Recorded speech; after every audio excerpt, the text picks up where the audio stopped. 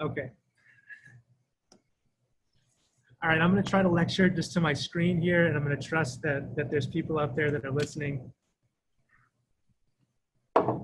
So the next topic, this is going to build on what we've been doing in the section on just risk and return. So we're going to be thinking about the same kinds of things. We're going to be thinking about the returns to a portfolio and the risk of a portfolio.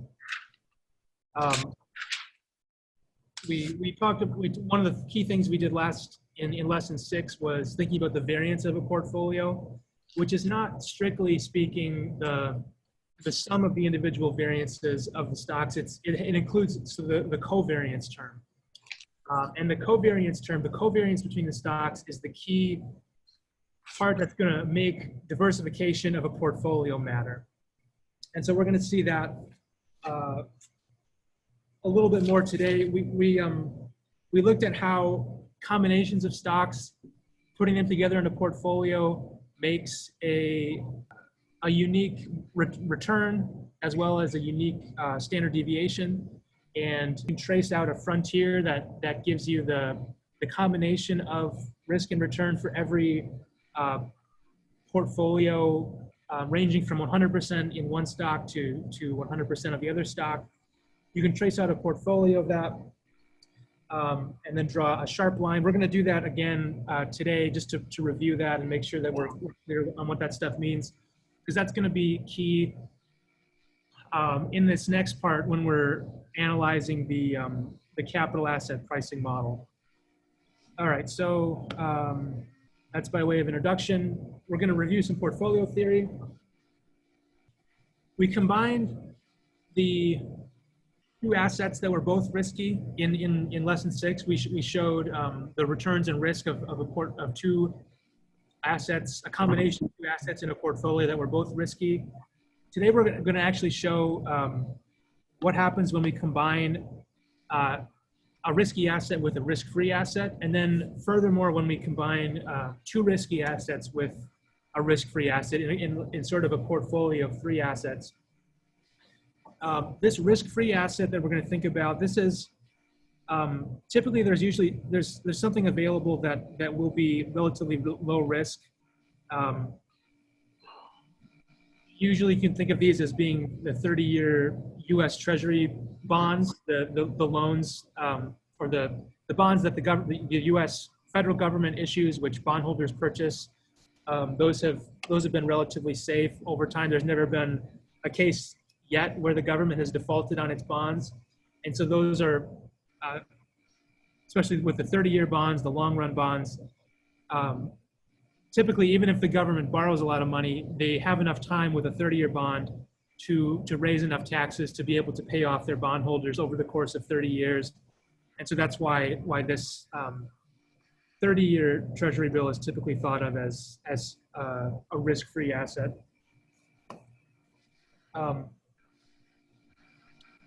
So I'm going to try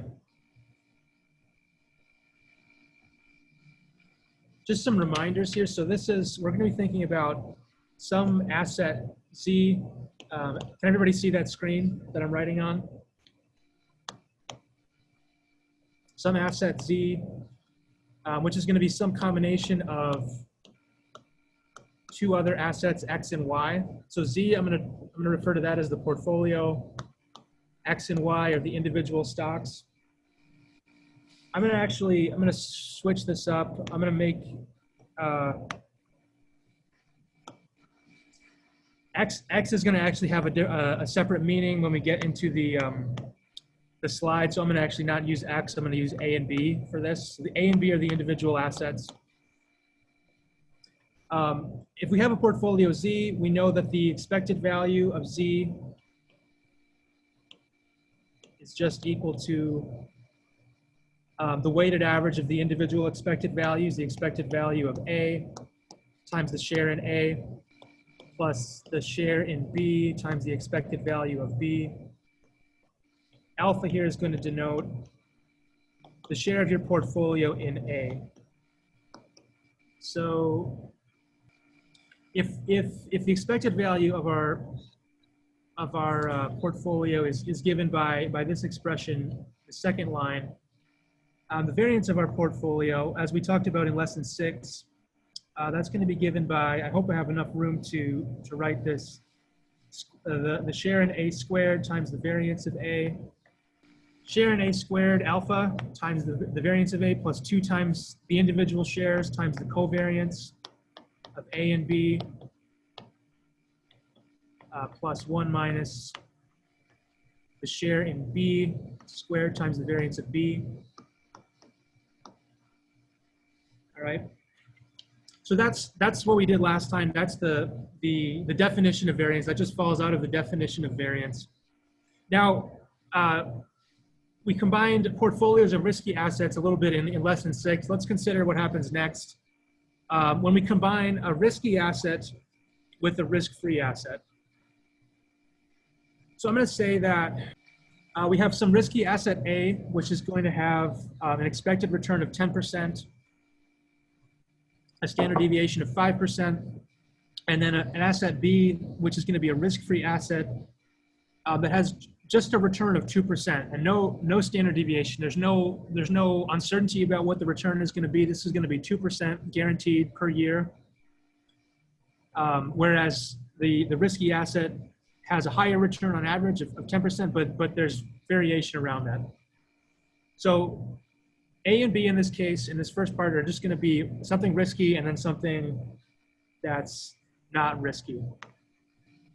So in that event, if we combine these together in a portfolio, we can remember that the expected value of a portfolio is the weighted average of the individual expected returns. So if we think about Z, again, Z as being the share in A in the risky asset plus the remaining share in B, which is the risk-free asset. The return on the portfolio, the return on Z, this is more specifically the expected return on Z. That's just going to be alpha times 10%. 10%, remember, was the expected return on asset A. And then we need to add the share in B times the return on B. So that's the returns on this stock. It's just the weighted average of these individual returns. Now the variance of Z, if we remember the complete formula for variance, it's the variance of A times the share in A plus these two terms here. If we remember that asset B is risk-free, that implies two things. That implies that the variance of B is equal to 0, so there's no variance in B. This is equal to 0. And then also, if there's no volatility at all in B, then there's also going to be no covariance between A and B. So there's no systematic co-movement between A and B because B is actually just standing still. It's not moving at all. So both of these terms, the second term and the third term here, which deal with the variance of B, those are going to just be eliminated when we're talking about a combination of a risky asset with a risk-free asset. So if we're dealing with a risk-free asset because the rate of return on it is so low, that's why the covariance gets removed. The rate of return on it is low, but it's the fact that there's no variance at all in the return is the key point. Okay, gotcha. So all right, gotcha. Yep. Okay. Yep. So it's because the variance literally doesn't change. It's just like a guaranteed rate of return, right? Exactly. There is no variation at all. It's 2% guaranteed every single year. So like a treasury bond or something like that, right? Precisely. Yep. That's exactly right. Good question. Yep. So yes, so that's the fact that the risk-free asset has no variance at all makes this third term in this variance equation equal to 0. but it also makes the second term equal to 0 because if there's no fluctuation at all in B's returns, then by implication there's no co-movement, there's no systematic relationship at all between A and B, because B is just fixed and A is just moving up and down as it would anyway. Okay, so that's all to say. All we have to worry about then is this top part, this share in A times the variance of A. So we have expected returns. We have expected returns here. And then we have variance, which in this case, it's just the share in A times the variance of A. Typically, we express this in terms of standard deviation, and so that would just be the square root of the variance. So the standard deviation of Z is just the square root of the variance, which is going to be alpha, the share in A, times the square root of the variance of A, which turns out to just be the share in A times the standard deviation in A. So that's our key parameters then. Our risk and return characteristics of our portfolio are then going to be given by this is going to be the return. That's going to be the return on the portfolio, and this is going to be the standard deviation. Can you hear me? Yeah. Yep. Can you go back to where exception height in the equation? Absolutely. Let me go back. The expected return. This one, is that what you were looking for? Yep. Yeah. So that's the expected return. So this is the expected return characteristics. Alpha times 10% plus 1 minus alpha times 2%. And then the risk characteristics are just alpha times the standard deviation in A. You only have to take account of the standard deviation of A because there is no risk associated with B when you're combining a risk-free asset with a risky asset. Okay, so this we have the return characteristics and we have the risk characteristics. These are the return characteristics here. These are the risk characteristics here. Let's think about plotting this out. So if we have, on one hand, we have a portfolio maybe that's entirely consisting of asset A. So this red dot, this is asset A with the expected return of 10% and a standard deviation of 5%.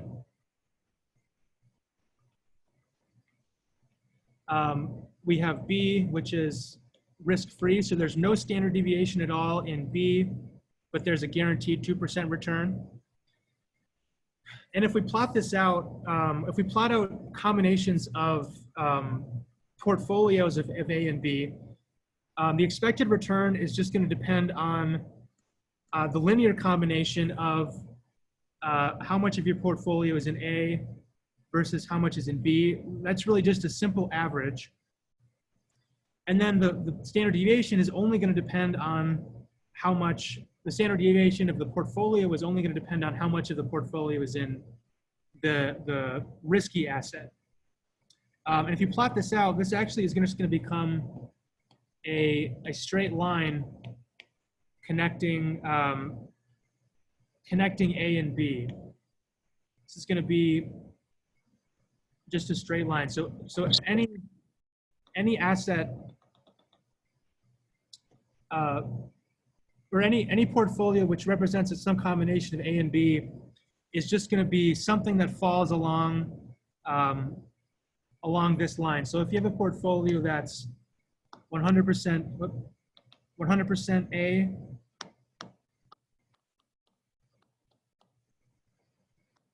that's going to be right there. If you have a portfolio that's 50-50, that would be something that's right here. And then 100% risk-free asset, of course, that'll just be the amount in B. So any point along this line is just if you start at asset B and you increase the amount of your portfolio that's in A, that's just going to be increasing gradually the amount of risk that you're taking on, and also the amount of return. That's going to be kind of just a movement up this ladder between asset B and A, between these 2 points. So that's a linear relationship when you're combining assets A and B, and when B is a risk-free asset. That'll be key a little bit later on. All right, so what we're going to do next, we just, in lesson 6, we combined a risky asset with another risky asset. We have some asset, which is, in this case, is a stock in an energy company, ExxonMobil, and a stock in another energy company, Solar City. These have some expected returns and some standard deviation. We have 7% expected returns for ExxonMobil and 22% expected returns for Solar City. Standard deviations of each of these assets are 5% and 10% respectively. Those are what that's the variation around the mean returns individually. But there's also some co-movement between these assets, and the covariance, this is the covariance between these assets is going to be 0.0001. So given these characteristics, we can trace out portfolios of stocks that include ExxonMobil and Solar City alone. That's what we did in lesson 6, was we just looked at portfolios that had just the 2 risky assets. But what we're going to do in a second is actually combine portfolios of 2 risky assets, and we're going to repackage that actually as a new portfolio with that old portfolio and the risk-free asset, having some share of your portfolio in 2 risky assets, and then having sort of the remaining share be consisting in the risk-free. So with just the return and risk characteristics on Solar City and ExxonMobil, we have this risk and return profile where if you work out according to, just according to these formulas that I wrote initially, if you work out just the expected returns based on this formula for expected returns, this formula in red, and then using this entire formula here, in this case, we can't cancel out the zeros because there is covariance between A and B, and there's also variance in B. So we would just be using this same variance formula. It just would not be, we would not be able to cancel out the individual variance of B, and we would not be able to cancel out the covariance of A and B. So when we do that, we can compute that. Remember, these are functions. These are functions of the shares. So we can compute the variance and the expected returns given any share of our portfolio in one of the assets, and then the remaining share being in the other. And so because these formulas, both the variance and the standard deviation, or sorry, both the standard deviation and the mean are both functions of the shares, that allows us to be able to compute for any share. So any share, if we have 100%, or if we have, if we have 90%, 90% ExxonMobil, 10% Solar City. Then we're able to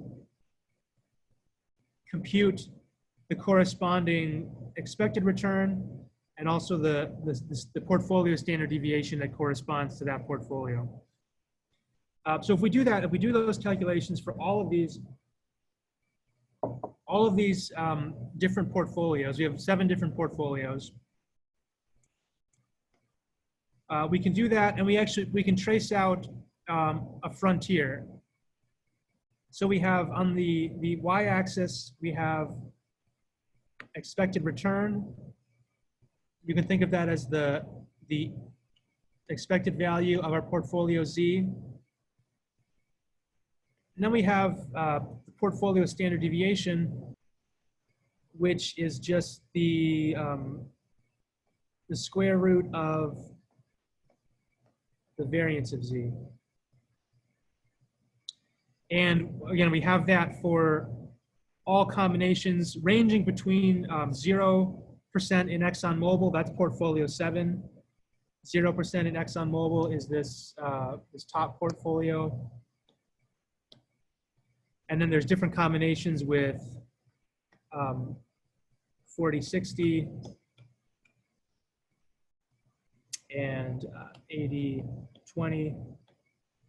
All right, so these are possible portfolios. Those are all possible portfolios. We can combine our money in any combination of any share of our money, but we can put in ExxonMobil stock versus Solar City stock. And we can get some different expected return and then some standard deviation. But then the question is which one of those do we want to choose? Now there's a couple different criteria. In one case, we could minimize risk. We could try to choose a portfolio that would push the standard deviation as far to the left as possible. So minimizing risk would equate to choosing a portfolio that would get us as far to the left as we possibly can. So if we have some portfolio that allows us to get some distance to the left. If we're minimizing the variance, a portfolio like that would be strictly better than a portfolio, say right here, that had a higher variance. So the minimum risk, that would be just be choosing, if you did want to minimize risk, you'd choose something that's close to this 80-20 combination. That would be roughly what you'd choose if you're trying to minimize risk. It's not exactly 80-20, it's a little bit, there's some decimal points involved there, but it's pretty close to 80-20 being the portfolio that will get us as far west on this plot as we possibly can be. So that's one criteria, and there's actually an expression, there's an analytical expression for that. If we set up an optimization problem where we're trying to minimize the variance of the random variable subject to choosing the share. Remember this variance is a function of the share of the portfolio. And so you choose this variable, you choose your share variable to drive down this variance as far as possible. So if you write out this variance expression, take the first derivative of that with respect to the share, with respect to alpha, set that equal to 0 and solve for alpha. The expression you'll get out of that is actually this expression here, which is just the individual variances and the individual covariances. So that's an expression for the minimum variance.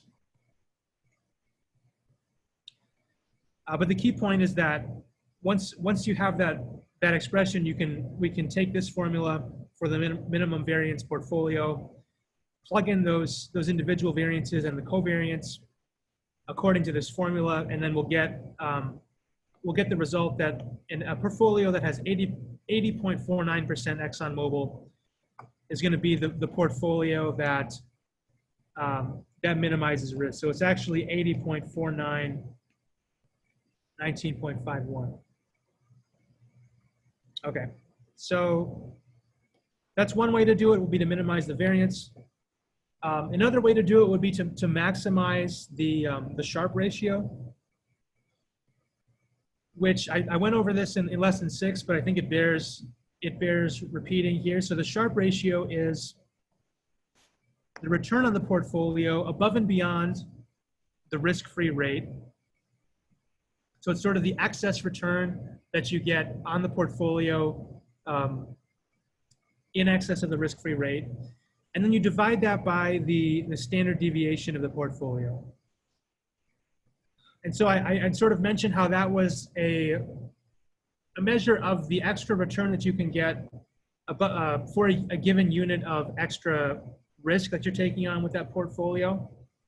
And actually, if we can actually go back to our understanding of what happens when you combine an asset with a risk-free asset. All right, so on the x-axis we have expected return, and on the y-axis we have expected return. On the x-axis we have standard deviation of return. Remember, we had some portfolios of stuff. I'm going to use a red line to indicate the portfolio frontier. I'm going to use a blue dot to indicate the risk-free asset. So the returns and the risk on a risk-free asset are given by this blue line. Now, if we remember what happened when we combined a risky asset with a risk-free asset, we can remember that that was just the risk and return characteristics of that combination were actually just a straight line between the risk-free asset and the risky asset. So I'm going to call, so this blue dot here is risk-free. I'm going to say that there's some other asset. We could choose some asset along this portfolio frontier. Remember, there's any portfolio along this frontier is feasible. Some combination of one of the stocks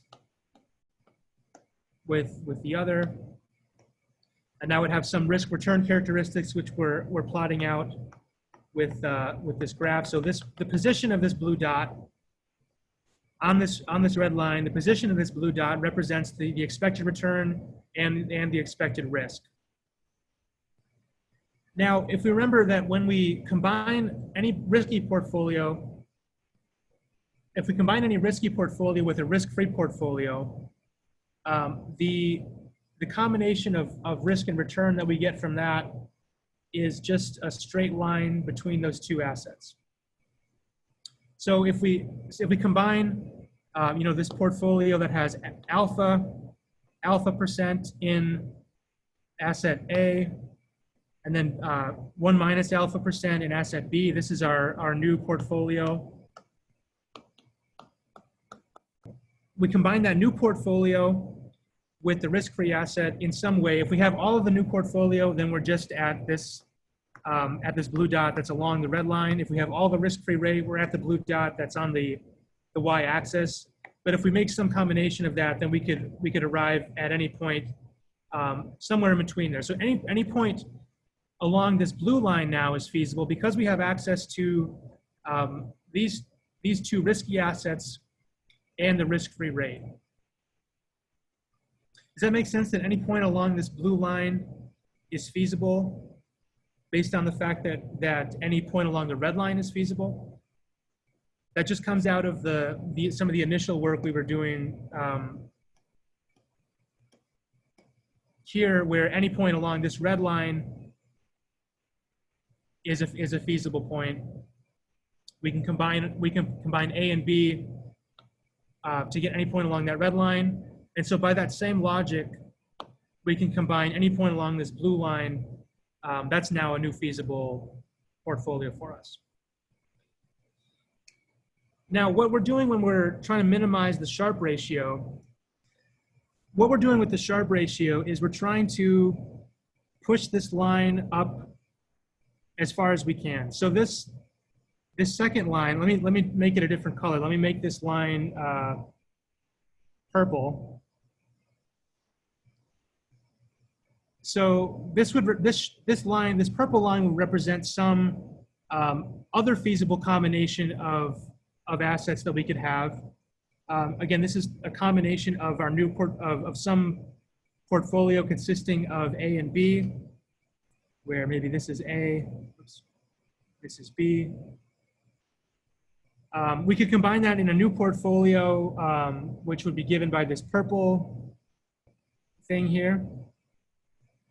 But that's actually not as far upward as we can push the envelope. We can actually get as far as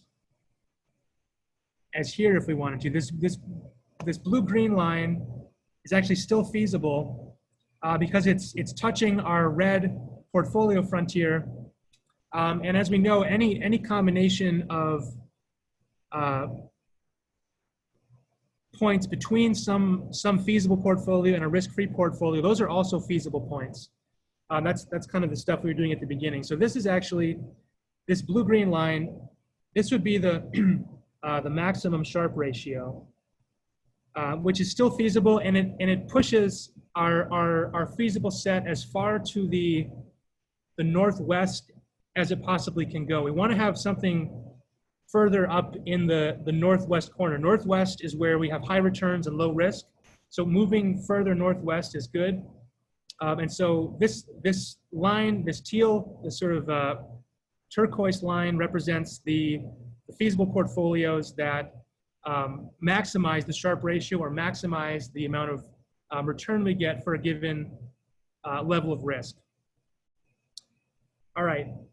It's 11 o'clock. I'll leave it there. I'm going to try to create some PDFs out of these notes I just took, and we'll pick up roughly with where we left off here on Wednesday. I'll plan to have another live Zoom class on Wednesday, picking up with this material. Are there any other questions on this before we log off and you guys switch to your new classroom?